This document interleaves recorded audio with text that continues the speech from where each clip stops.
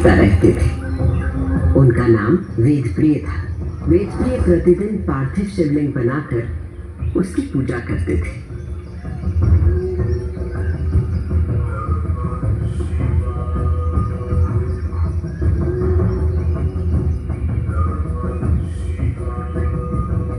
वेदप्रिय के शिव पूजा पारायण और भगवान शिव में आस्था रखने वाले 4 तेजस्वी पुत्र थे। उनके नाम थे देवप्रिय, प्रियमेधा, सुकृत और सुव्रत।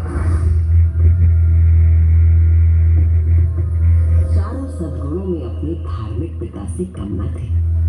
दिनों दिन उनके सद्गुणों में अभिवृद्धि होती रही, जिसके कारण अवंती नगरी उनके ज्ञान के तेज से प्रकाशित होने लगी।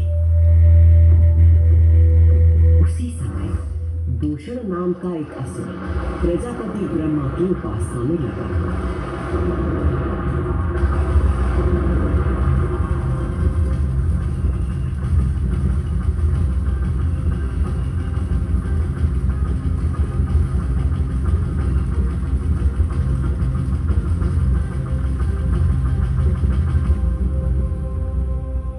ब्रह्मा जी से अजय होने का वर पाकर दूषण वेद, धर्म और धर्मात्माओं पर आक्रमण करने लगा।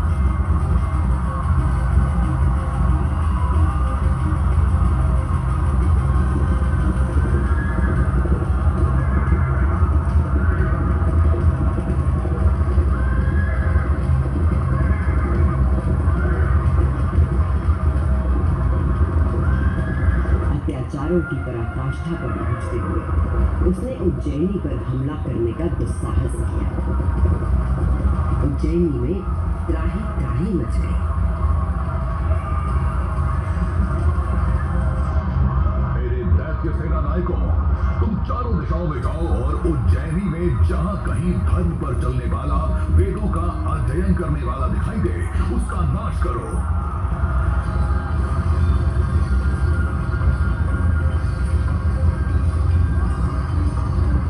उससे यदि कोई भयभीत नहीं था तो वो थे वेदप्रिय के चारों शिव भक्त पुत्र। नगर को भयाक्रांत देख उन चारों ने उज्जैनी के नागरिकों को आश्वासन दिया।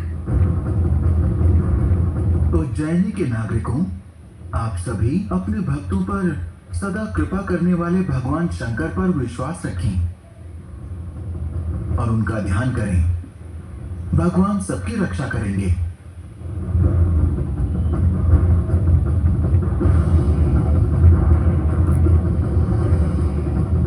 मंत्रोच्चार का आवेग बढ़ गया। देवप्रिय और उनके पुत्रों के संग उज्जैन के सभी नागरिक भी जाप करने लगे।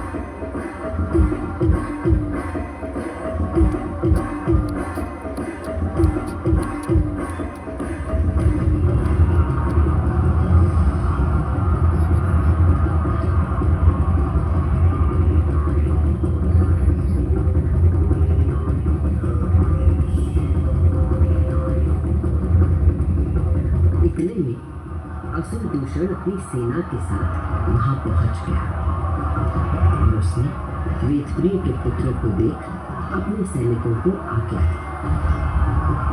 वध कर दो शिव की आराधना करने वाले इन शिव भक्तों का।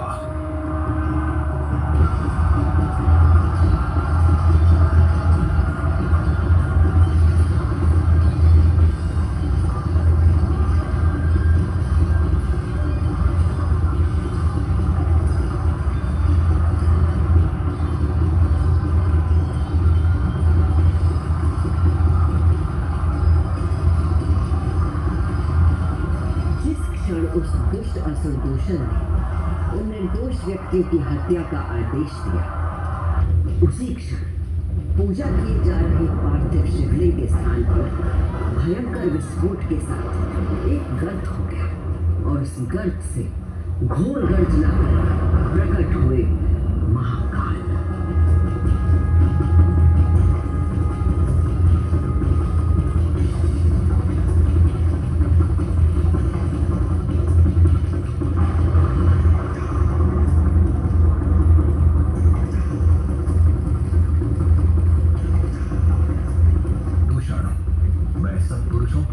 आश्रयदाता हूँ और तुझ जैसे दुष्टों के लिए महाकाल हूँ। ये शिव का वो रूप था जो काल के परे था, जो संहार करता भी था और सृजन करता भी। महाकाल के प्रकोप से दूषण का नाश हुआ और उज्जैन में एक बार फिर से शांति स्थापित हो गई।